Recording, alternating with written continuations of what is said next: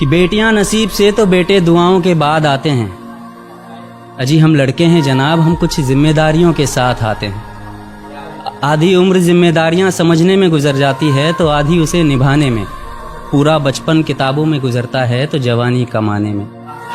ये जिम्मेदारियां उम्र के साथ बढ़ती है, ये बुढ़ापे में भी कम नहीं होता। अजी कौन कहता है जनाब हम लड़कों के ज़िंदगी में कोई गम नहीं होता।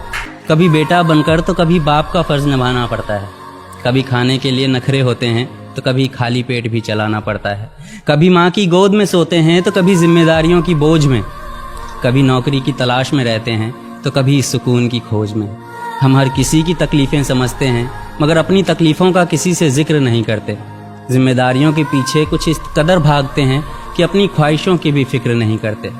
हमसे हर किसी को उम्मीदें हैं मगर कोई हमसे हमारी ख्वाहिशें पूछे किसी का मन नहीं होता। अजी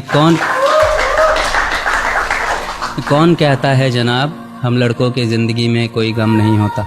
दिल टूट जाए हमारा फिर भी मुस्कुराना पड़ता है। छुप छुप कर रोते हैं सबसे आंसू छुपाना पड़ता है। जिम्मेदारियों के पीछे हमारा इश्क भी मुकम्मल नहीं होता।